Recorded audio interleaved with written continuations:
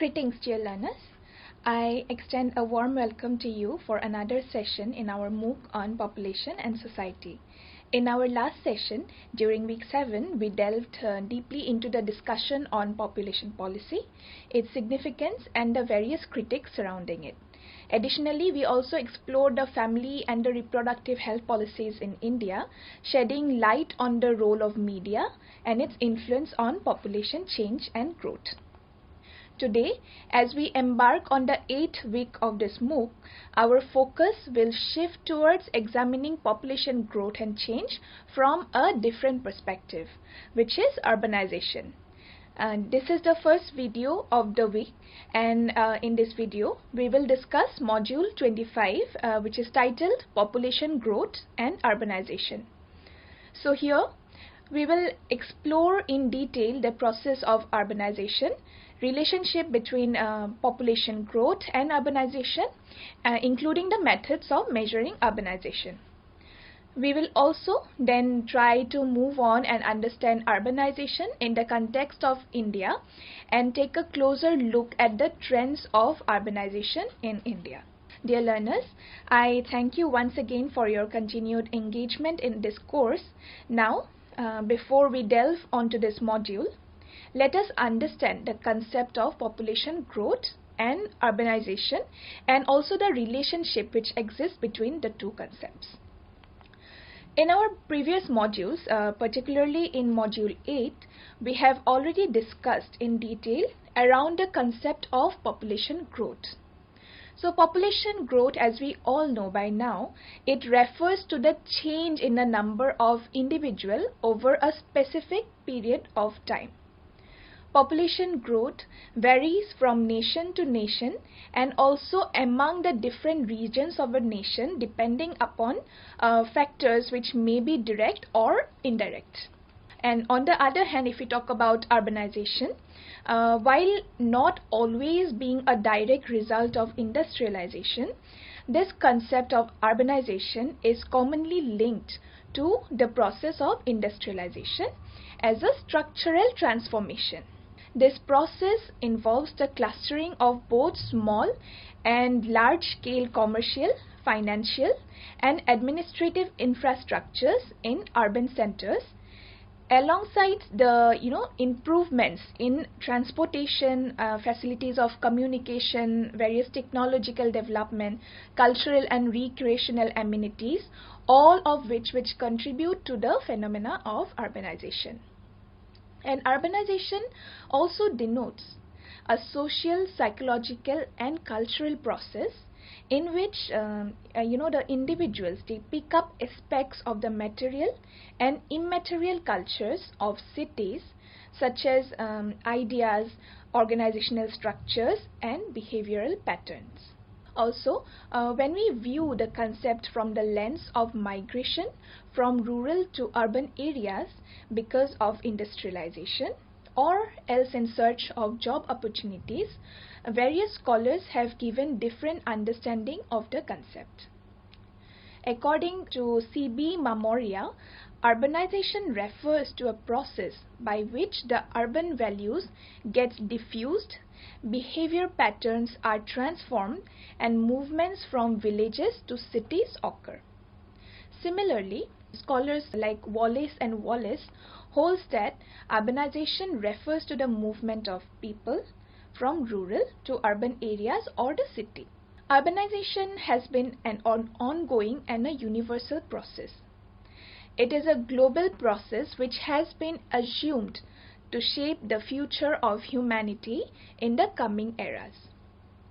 So, never did once in history has the process of urbanization stopped or has halted, and never probably it's going to halt in the future. It is a process which has dominated civilization's growth pattern since generation and even now. So, after getting a grasp of both the concepts of population growth and urbanization, let us now move on to understand what is the relationship between the two concepts. So, population growth has an intrinsic, a very definite relationship with urbanization. Demographic transition, both naturally and through migration, enhances the process of that urbanization of a particular region. In fact, to measure the rate and pace of urbanization, demography acts as an important variable. Without analyzing the variable demography, analysis of urbanization can never become comprehensive and authentic. Geographers and demographers often use a demographic approach to understand urbanization and to measure the pace and extent of urbanization, and also to understand the nature of urbanization. According to this approach, process of urbanization are the result of an increase in population and population density in a particular area. This approach aids in estimating the proportion of the population living in urban areas. It also estimates the percentage of population growth and the differences that exist between the rural and urban population of a region or country at a given point of time. Urbanization and demographic or population growth hence are linked to one another, and the study of relationship between the two can predict the trends of urbanization in a region or in a country. So now there are different methods through which we can measure urbanization in a particular region. These methods may vary from country to country and from state to state, but all such methods, though diverse and differing methodologically, possess functional utility. These methods help in understanding and analyzing the rate, pace, and extent of urbanization of a concerned region. Demographers and urban planners across disciplines recognize four popular methods to measure the size and extent of urbanization. These are, firstly, there is the method of estimation of percentage size of the total population in an urban area. So this is one of the most popular methods of measuring urbanization. In this method, what happens is that the percentage size of the population in an urban area is measured or estimated, and the formula for this estimation is PU equals to U divided by P into 100. So in this formula, as you can see on the screen, PU stands for the percentage of urban population, U stands for urban population, and P stands for the total population of the country. This method is one of the easiest and most widely used methods for estimating the pace and extent of urbanization in the country. It helps in analyzing the trends of urban growth in the country. Along with that, it also helps in conducting an international analysis and comparison of urban growth across different countries. Now we come to the second method. The second method is a multiplier of the rural-urban population of a country. So in this method, the urban population is compared to the rural population and is being multiplied by it to estimate the pace of urbanization. The formula for this method, as you can see, is UR equal to U divided by R. Here UR stands for urban and rural multiplies. U stands for urban population, R stands for rural population, and this method helps to have a comparative analysis of the rural and urban growth of a region. Rural and urban areas always exist in a continuum. Hence, it is always worth to have a comparative analysis of the rural and the urban populations to keep a track on the rate and extent of urbanization of a region. Now, we come to the third method, and the third method is based on the size of locality or residence of median inhabitant. This is another method of measuring urbanization, and the formula for this method is MI equals qi in bracket plus 1 minus qi into 50 plus ppi plus 1 minus ppi. So as you can see on the screen, here is the formula, and here MI stands for people lives in median location. PPI stands for population lower than 50% of the cumulative population of a place. PPI plus 1 is equals the percentage of population of place of the second level size, and then QI is the upper limit of the size of the I place, and QI plus 1 is finally the upper limit of the size of the I plus 1 place. So this measure follows the concept of median age. The median age of a population indicates the central or the middle value, the mid value of age, and to find the median age, all the persons in the given population are listed from the lowest to the highest, or from the highest to the lowest, in such a way that half of the population falls below and half of the population is above it. The median age thus divides the entire population into two halves with respect to the variable age, and by applying the same technique, it is possible to find out the size of a locality, also where the median inhabitant lives. And for that, the above which I have talked about, the formula is used. And according to this measurement method, the bigger the locality size of the median inhabitant, the greater is the degree of urbanization.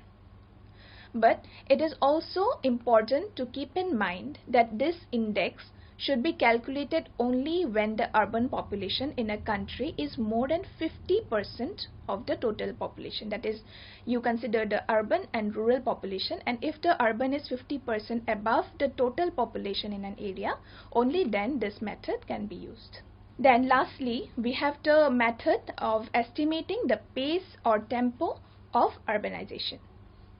In this method, the size of urbanization is measured on the basis of the absolute change in the percentage size of the urban population, which is usually measured by taking into account a reference point of time. So, to calculate the pace of urbanization by this method, two reference point of time are taken into account as a point of comparison. By using this method, assumptions regarding the rate of population growth, how and what type of changes have taken place within a given period of time, and the pace of the urban growth can be drawn from that. Now, as we understand the different measures to measure urbanization in a particular area, we now come to understand or know about the process of urbanization in developing countries like India. So as we all know, India has been a rural country since generations. The observation once made by the father of the nation, Mahatma Gandhi, continues to be true for India even today. It was Gandhi who once said that India resides in her villages and not in her towns. Factually, even today, if we see, 68% of India's population lives in its 6,40,867 villages, which is according to the 2011 census. However, the 2011 census also notes that for the first time ever in the history of India, there has been an absolute increase in the number of urban population in our country. The census, it also reveals that India's urban growth during the last decades have surpassed the rural growth of the country also. So this clearly indicates that India has been gradually moving towards a phase of rapid urbanization, with approximately 31.16% of India's population, that is around 377 million people, live in urban areas of the country.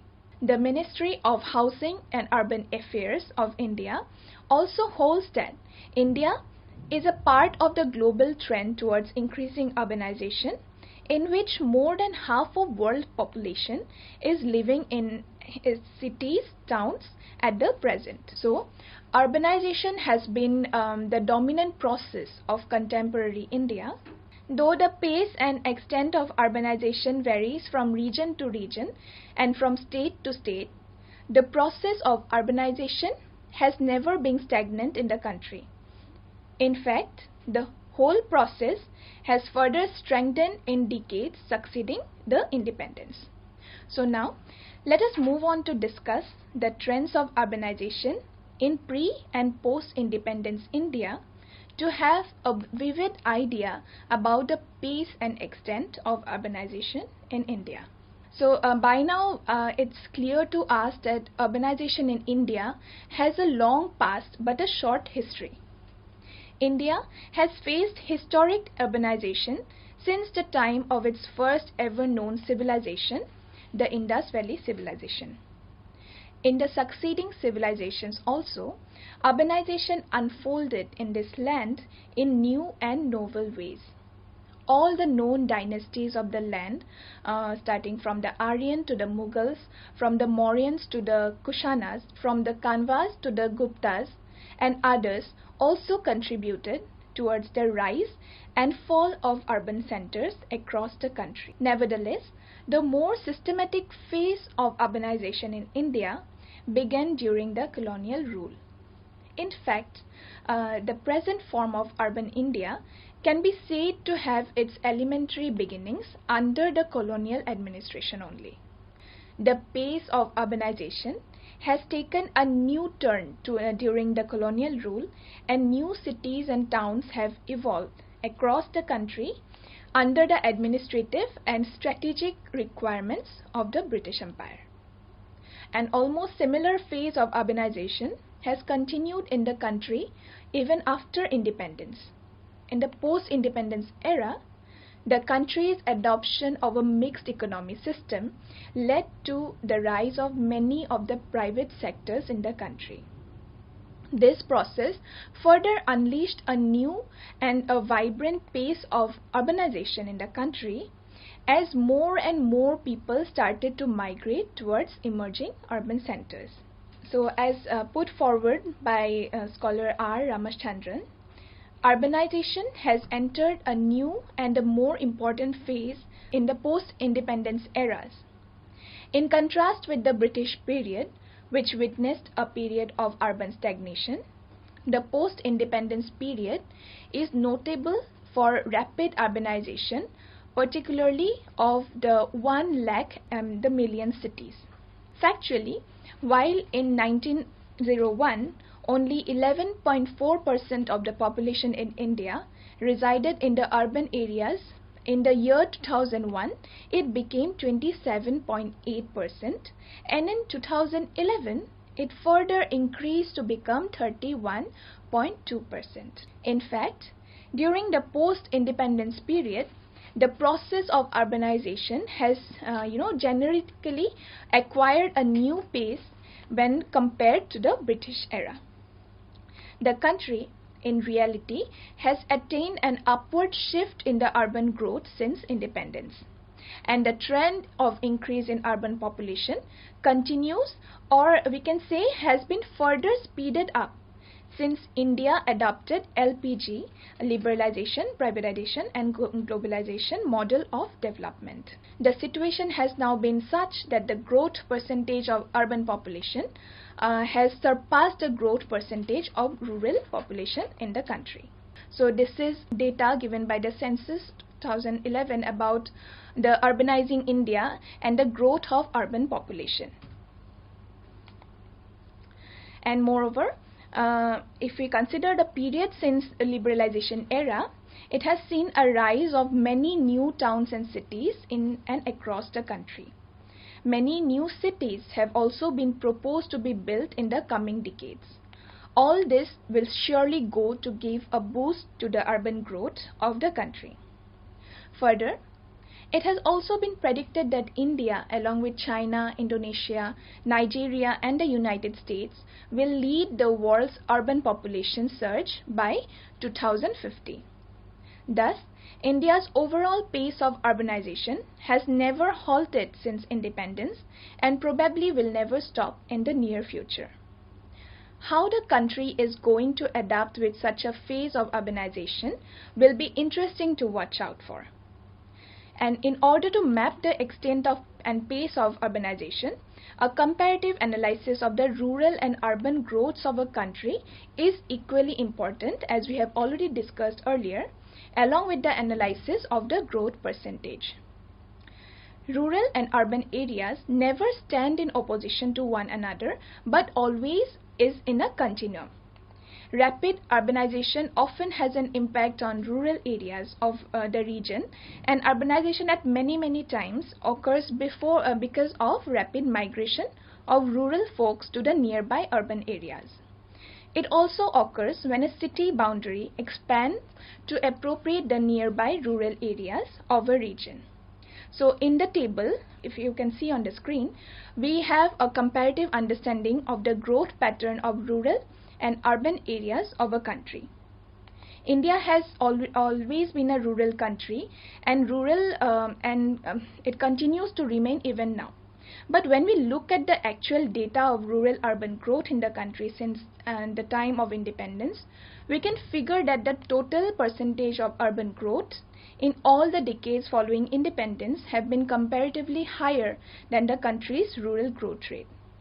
This thus shows us the significant trends in the context of overall growth in a country. And as per the data which have been shown in the table, during 1971 to 81, urban growth rate was 3.79, while the rural growth rate was only 1.76. But with time it went on and increased, and in the subsequent decades the trends increases, and the urban areas we can see the growth is increasing at a comparatively higher rate than the rural population. When we talk about urbanization, we also need to go towards understanding India's cities and their population growth. India's cities are being categorized into five types. They are being classified as class 1, class 2, class 3, class 4 and class 5 cities based on the population composition of the cities. In 1951, when the number of class 5 cities are higher in India, it gradually declines in the subsequent eras. When the growth of class 5 cities shows a declining trend, the growth of class 1 cities has shown an increasing trend of growth in the succeeding decades after independence. And the class 1 cities has been significantly rising since 1951, which is similar with the class 2, class 3 and class 4 cities. All facts of the table which you can see indicate nature and characteristic distribution of the urban population in the country. It also indicates that the urban growth in India is largely big city centric. So in the table you can see, you'll get a glimpse of the categories of cities that are there in India. And this is a chart for the population composition of the 5 types of cities from class 1 to class 5. And from here we can make the following observations about the trends of urbanization in India. It has been a fact that there is a growing trend towards urbanization in the country since independence. Though the pace of urbanization in the country is comparatively slow, it continues to remain steady. Another trend which can be observed in the context of India is that the growth of small towns is comparatively slow, if not completely static. Though a relative high stability of urban settlements can be observed across the country, there is a trend towards concentration of people in the big cities of India more than in the small urban centers of the country. The cities of the country attract more people than the small and medium-sized cities and towns. There also exist regional differences in the context of urbanization in India. A regional pattern of urbanization is structural to the urbanization growth of the country. Reports have suggested that the pace and extent of urbanization varies from region to region and across states. So according to the latest census, a large proportion of urban population is concentrated in states like Maharashtra, Chandigarh, Uttar Pradesh, Tamil Nadu, Gujarat, as per the report of the Ministry of Housing and Urban Affairs. Among the states and union territories, the National Capital Territory of Delhi and the Union Territory of Chandigarh are the most urbanized with 97.5% and 97.25% urban populations respectively. It is followed by Daman and Diu and Puducherry, and among states, Goa is now the most urbanized state with 62.2% urban population, which is a significant increase since 2001 when the urban population was 49.8. In Kerala also the urbanization is increasing and the urban population is now more than 47.7%, and which while a decade ago it was just 25.9. Among the northeastern states, Mizoram is the most urbanized in the urban population with 51.5% of population, and though in terms of absolute contribution to the total urban population, Mizoram's contribution is just 0.1%. Similarly, Sikkim, which was just 11% urbanized a decade ago, became almost 25% in 2011. Among other major states, Tamil Nadu continues to be the most urbanized state with 48.4% of population living in urban areas, followed now by Kerala, Maharashtra, and so on. The population of urban landscape continues to be lowest in Himachal Pradesh, and which is followed by Bihar, Assam, and Orissa. And in terms of an absolute number of persons living in urban areas, Maharashtra continues to lead with 50.8 million persons, which comprise 13.5% of the total urban population of the country. And last but not the least, it is noteworthy to mention here that in India, the growth of nation is essentially city-centric. Cities and towns act as strategic nodes that connect the entire nation into a whole. They continue to act as the economic, political, educational, and cultural hubs of the nation. It is because of all such regions, India's pace and extent of urbanization have never been in halt and probably is not going to halt in the near future. So this is all for today in today's video, and in the next module we'll again go on to other concepts of urbanization, and also we'll go in detail about the issues which we face because of rapid urbanization. And for today I'm going to end this video. Thank you, learners.